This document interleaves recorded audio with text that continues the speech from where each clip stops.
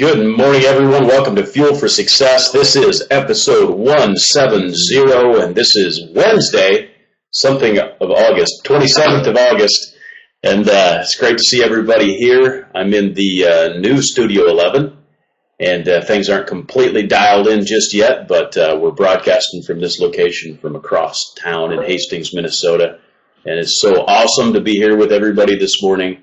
Thanks for joining us if you're here live with us. Or if you're watching later on the archives, God bless you. It's good to see you. And hey, today is Wednesday, and just like every Wednesday, we talk about spiritual issues, spirituality, and things that affect us. And of course, we are spirit beings with a body, so our spirituality is extremely important. And got some questions lined up coming at us. And there go the sands of time. There's no eternal hourglass that I'm aware of. Matt, how are you this morning? Buddy, couldn't be better, my friend. I mean, people say that. I mean it. Couldn't be better. Like, I literally am blessed. I got up this morning out of bed, so I'm alive. Number two, made Caleb's lunch for school, got to drive to school with him while he ate his Chick-fil-A and we chatted. It's beautiful sunshine today. It's Wednesday. This is our day of spirituality. And then right after this show, literally within a minute, begins our soul winning show, which we love to do. And just looking forward to Mission 25 coming up next week in Seattle. Looking forward to the new books that you and I are about to release that's going to have people like glued to the pages until 2, 3 o'clock in the morning. Looking forward to the rest of my life. That's all I got to say. Looking forward to the holidays, my friend. Already getting in the mood. If I wasn't in the middle of a move myself, I would probably be throwing my tree up. The only problem is I like real trees. So when I say my tree, I mean my Christmas decorations. You feel me? I do. I'm not quite in the holiday spirit just yet because in Minnesota we've got fall first. And fall is an amazing time in Minnesota, so it's a sort of, an event unto itself. Well, to me, fall are like brothers and sisters. They're like tied together. You know what I'm saying? They're like, you can't have one without the other. You can't separate them. So when I see fall, I see Christmas. And it could be because I've lived in Florida for 20 years. So it's like they all feel like the same because the moment it feels like fall here, it's the same feeling as Christmas time. Because we don't get no snow, baby. Or no changing of the leaves. We don't even have leaves. I mean, we do. We have palm trees. They stay green all year. Yeah. And there's a seasonal distinction here between fall and Christmas time, believe me. I'm wanting to get up there, though, because I would love to go to, you know what I love? I love hay rides. Let me just put it right out there, dude. I know this is spirituality. I'm a hayride person. I absolutely love hay rides. Yeah. I like hay rides too. I love fall. Anything related to fall. Going to the apple orchard, The apple orchards, sugar donuts at the apple orchards, apple cider, fall candles. This isn't like a fall candle, but it's amazing. It's called Blueberry Licious. Pretty good. Anyway, let's roll. What do we got in store today, my friend? Quick question from Hannah. Are we ministers? Yes. Who asked? Hannah asked. I think this is, Hannah was your first show yesterday, right? If I remember. Yes. And she's asking if we're ministers, and the answer to that is yes, we are, both of us. That's on what day of the week it is, Hannah. That's just on a bad day, girl. We may not admit that. You know what I'm saying? And if we just finished hanging out with some weird, we won't go there. I'm just kidding. Ellen, good luck. Ellen says, I tried to explain to her what you guys are. We changed the world, We're trying to explain what we are as well. That's what people ask me what I do for a living. I'm like, how long do you have? Yeah. There's no elevator pitch for what I do for a living. It's not like I can say I'm a chiropractor. You know what I'm saying? Yeah. I think my new response is, I'm a farm kid from Iowa. That's probably good. Probably leaving people like guessing, like, wow. Let's just start shocking people, Mike. You wanna? Let's come up with like the 5 most shocking things we can say to people when they ask what we do. Like one time I was on an elevator and someone said, "What do you do?" And I said, "I'm a dad." What do I do? I'm a dad. Carol said, start shocking? Yeah. Well, Carol, you're just lucky we let you on the show today. So if I were you, I would be pouring on the sugar. Hey, so a bunch of questions lined up, and I want to remind everyone, if you're on the show live, feel free to ask questions. Today we're talking about spirituality, so type in the chat box over there, click down below, depending on if you're on a phone or a laptop. Of course, the format's a little bit different. Or email them in, text them in, and we've got some questions that are ready to go this morning, that are queued up, and we've got enough questions, Matt, that we can run this show for the next 27 years, I think. Hearing Anna and Ellen sitting there talking, it makes me miss you and I being in New Brunswick. I think we need to do a return trip to New Brunswick and do some more four-wheeling and hanging out, man. I'm actually thinking about the irony in that statement that Ellen's dad said she had to meet you to understand and grasp your energy. I'm like, I think you need to go to church up there one time to understand and grasp some energy. Hey, yeah, the Arbo's church. Yeah. Woo! My. So you guys work together. Okay, well, good. Well, we're glad to have you guys on the show today. Anyway, Mike, tell us what we got in store today, my friend. Hey, got some awesome, interesting, and I don't know if vague's the right, but open sort of questions for you today. And that we're going to try and cover, talking about really trusting God and God's unconditional love. So let me start out with this one. And we know that biblically that God's love is unconditional. But let me ask you this question to start out with: How long did it take you, and if you want to really describe the process, to really accept God's unconditional love? Mike, I'll be honest with you. It didn't happen for me for a long time.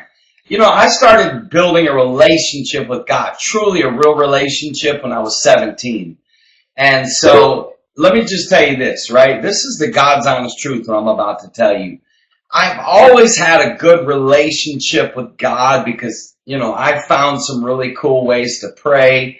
And I used to have like places that I would pray. Like in Bible college, it was a big rock that was like way behind the college. You had to walk back to, and I would go sit on this rock. When I lived in Kansas City, Missouri, it was this pond area. Sometimes like here, literally sometimes when I'm going to walk the beach, I go to pray. When I go to walk in my neighborhood, I'll pray. I have different places where I go to meet with God, right? For me, what really changed my life was having a son. And then it evolved from there. Where I really started to get it was the day that I was praying and God told me that I will love you the same way. I will love and take care of you the same way that you love and take care of your son. Dude, that changed my life. It put me in the deepest state of peace. It relaxed me. It began healing in me. Because literally, like, you don't know unless you have a kid, right? Any of you parents out there can get what I just said. What you would do for your kid, the way you would protect them, the way that you would provide for them, the way that you do what's best for them, good and bad, that's for me, Mike, when it dawned on me. God really does love me unconditionally. God really does, care about what's best for me. Because I know for me, like, there'd be times when, I remember one of Caleb's new baseball teams here a while back. You and Carol were at the practice, and all the kids had, like, nice bags. It didn't even dawn on me, because, Caleb, we've just always used this one baseball bag. And, like, it touched me that you guys, like, brought it up. You were like, hey, where can Caleb get one of these bags here? And I was like, you know what? I never even really thought about it. But as a dad, you want your kid to have the best. And if people could realize that literally God wants them to have the best, literally, like God wants them to have the best. Like, there's this, on our baseball team, there's this high school kid that came and he's working out with us now. And he's working out with our kids. And I saw how good he was. And I went up to him. I said, hey, can I hire you once a week to train with my son? Now, that wasn't something Caleb asked me to do. But as a dad, I wanted to invest in him. And, again, I don't want to go into a long deal. I guess I'd have to say, Mike, for me, my life changed in my walk with God when I became a father. And when my relationship with Caleb, like, it's a mirror. It literally is a mirror for me. Yeah. I completely concur with that, and I look at situations. Sometimes people feel like maybe God wants to punish them or something like that, and I don't feel like that's the case at all. If I look at, like, if I need to correct my kids or if I need to try to get them on the right path, I may do things or create situations that are uncomfortable for them, but the goal, right, the result of what I'm trying to do is what's best for them. Like, I'm never trying to hurt them for the purpose of hurting them. I'm trying to get them to the place where they can see what they need to do. And that's, the correction of a father. And when God corrects us, it's not because he doesn't love us. And it's not because he doesn't, care for us more or less today than he did yesterday. It's because he sees the result, the direction we're headed. He's like, no, you need to sort of go this way a little bit. And there's a correction. And that's, the love of a father, literally. That's the most powerful analogy that you can come up with as far as I'm concerned. Well, even when Caleb has done wrong, the amount of times that I've said to him after the consequence or the punishment, now, Caleb, I don't want you to feel guilty about this anymore. You don't have to say you're sorry to Dad anymore. I've forgiven you. Like, it's okay. You learned from it. You changed. You recognize.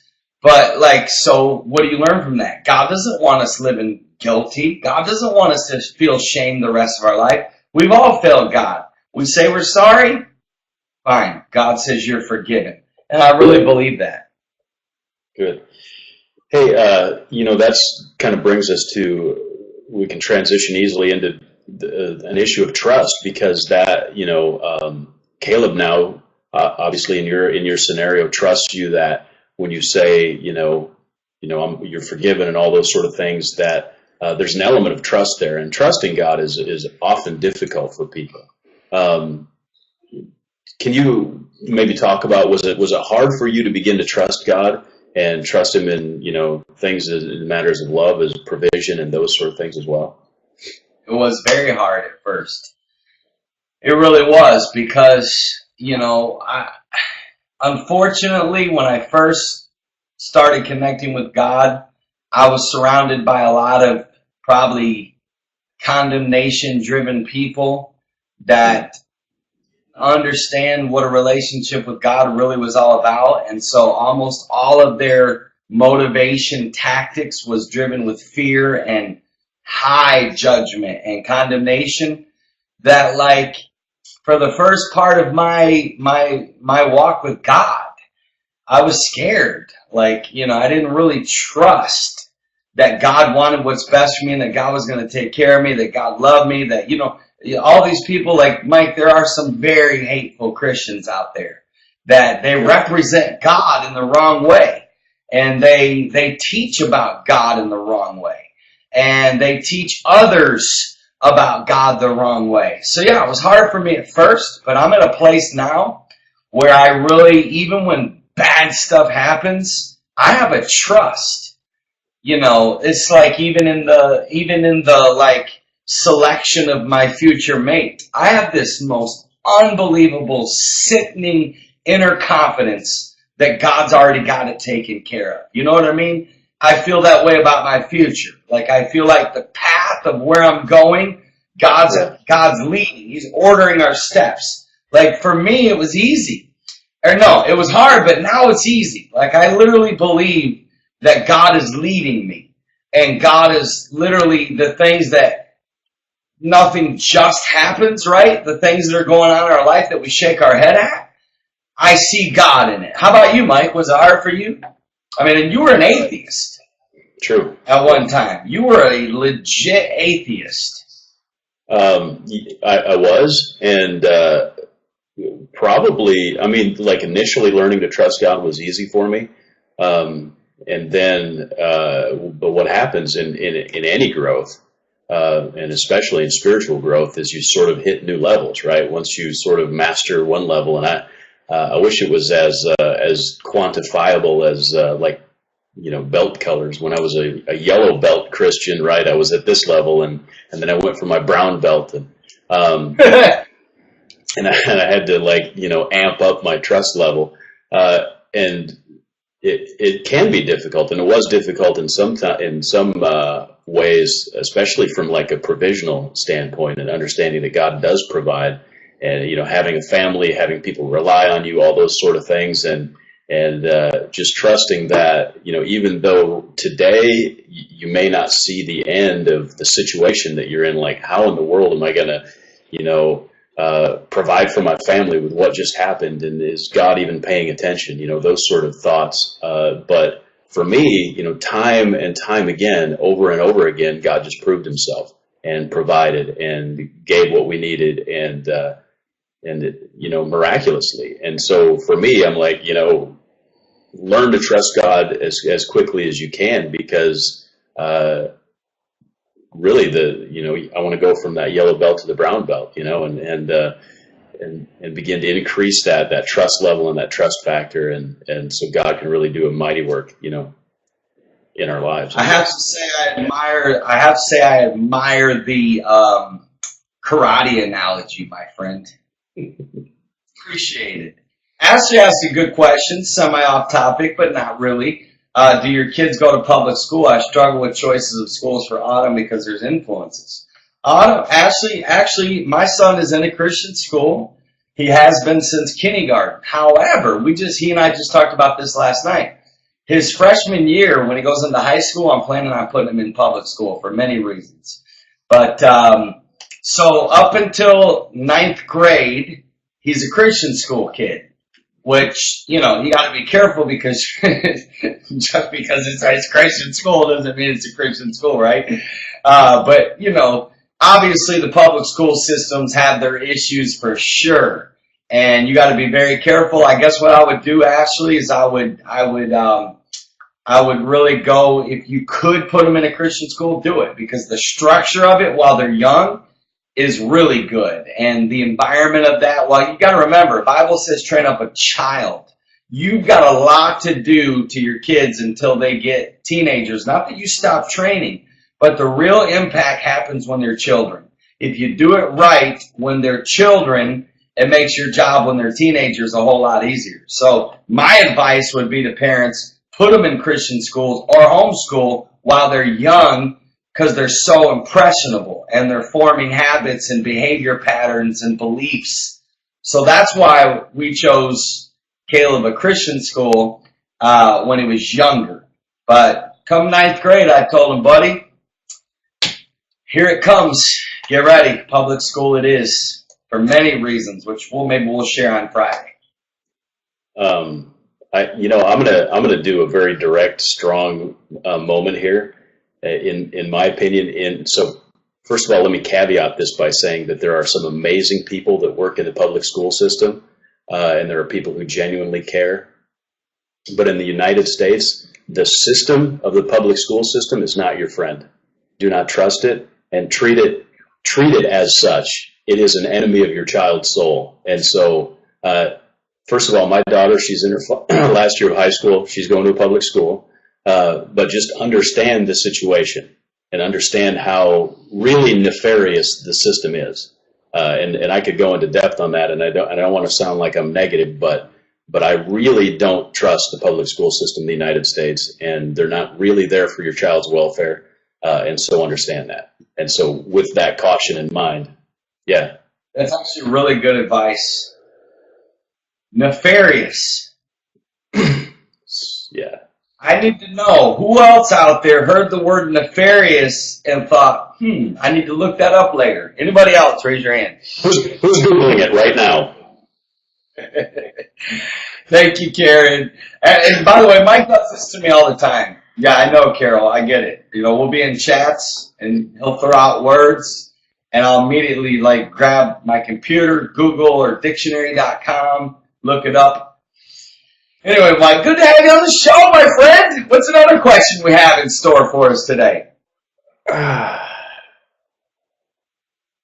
What's the greatest spiritual lesson you've ever had to learn?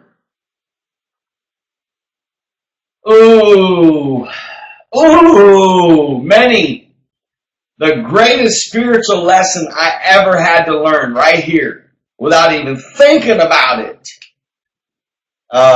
Which, by the way, just so all of you understand, I'm going to give you a little secret here. Whenever you hear a speaker start off an answer to a question like and they repeat the question and then they say something like, without even thinking about it, they're thinking about it. I'm just letting you know a little secret here. It's a diversion to get their brain caught up to think, like, on the moment, right? Because, the greatest spiritual lesson I ever had to learn, Mike, was the lesson of rest.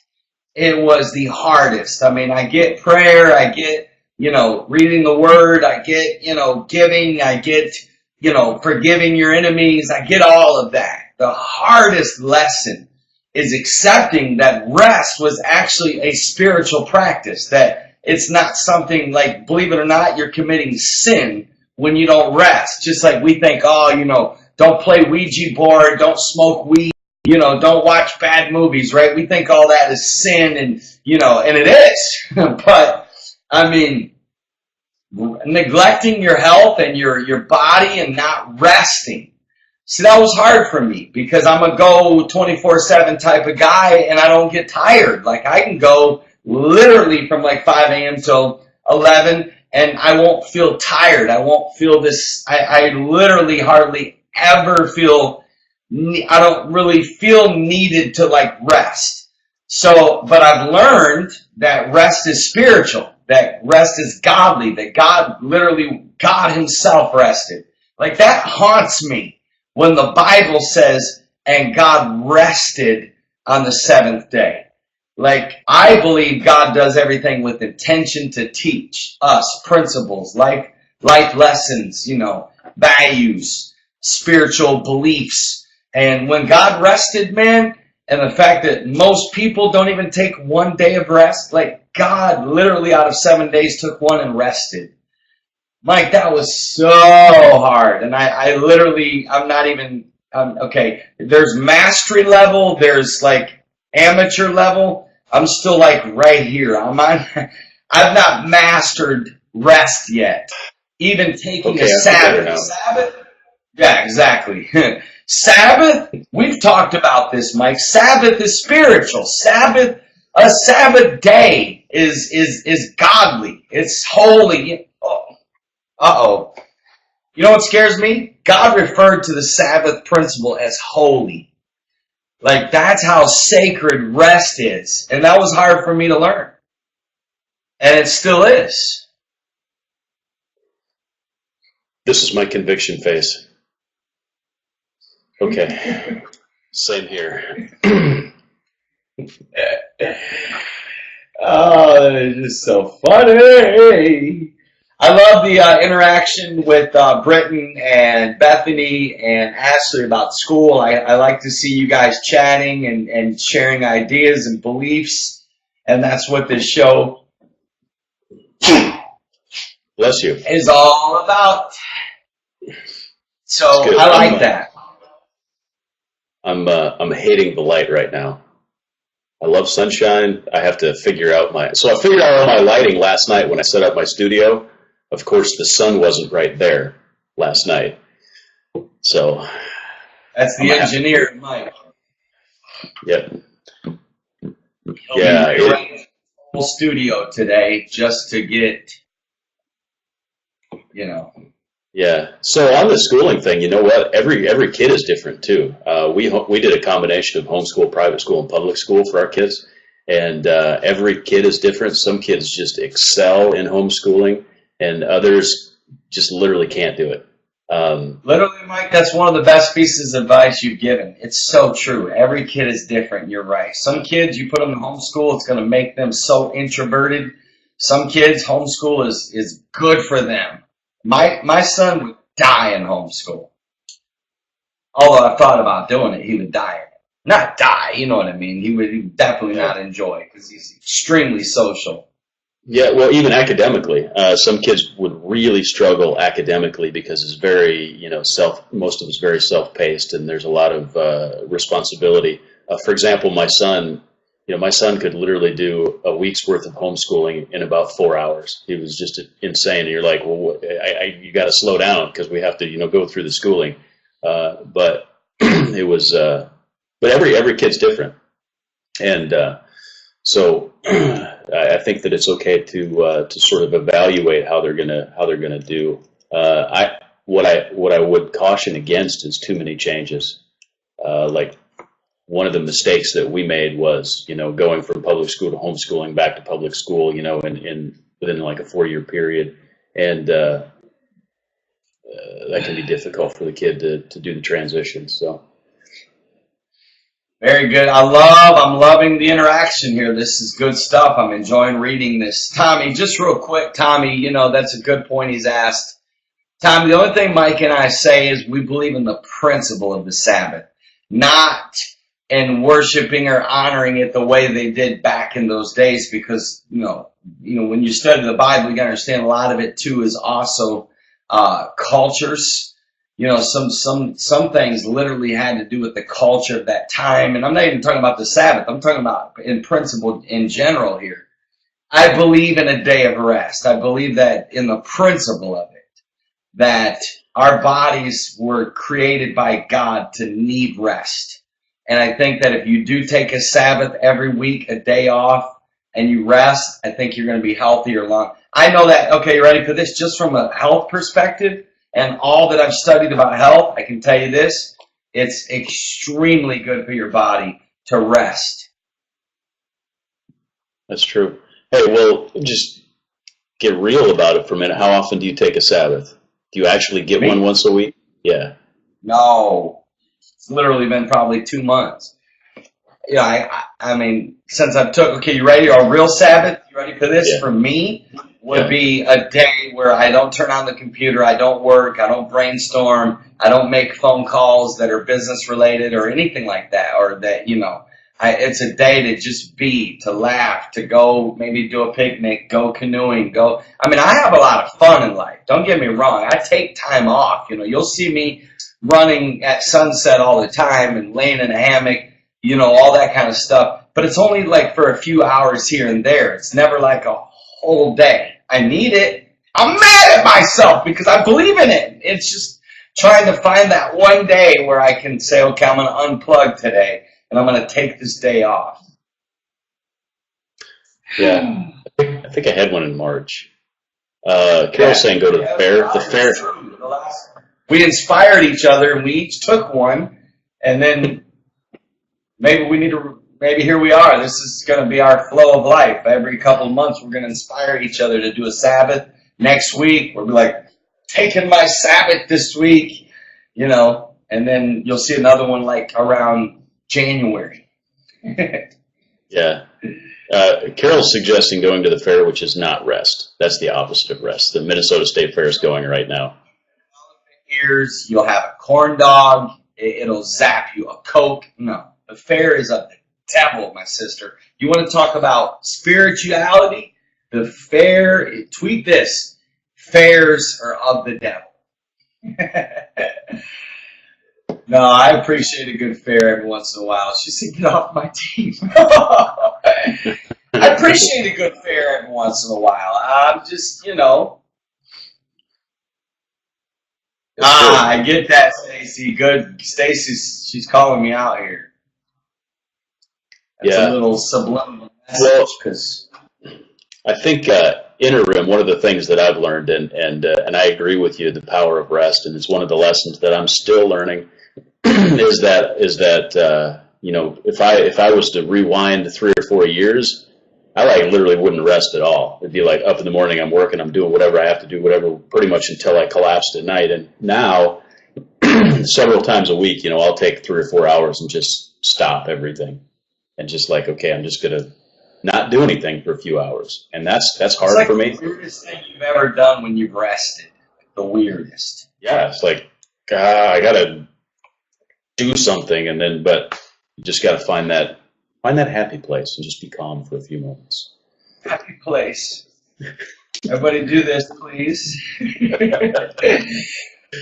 are going to lead you to your happy place, my friends. Yeah, I mean, dude, I believe in it. But hey, you know what else I believe in? I believe in the fact that in about a minute we got to start our Soul Winner show. You guys are welcome to come back. Just grab the link off Facebook or Twitter. Mike and I will be back in less than 2 minutes to do some training and teaching and coaching about soul winning, my friends. We love you guys. We look forward to seeing you tomorrow morning. You're not going to want to miss tomorrow's show about business and entrepreneurship. We're going to dive pretty deep into the customer service experience and share some stories and do some high-impact business teaching and coaching for all of you out there that are sick and tired of having average businesses. We love you guys. We'll see you tomorrow at 9 a.m. Eastern Standard Time. And anybody that wants to come back, we'll see you in 2 minutes. God bless. See y'all later. Bye-bye.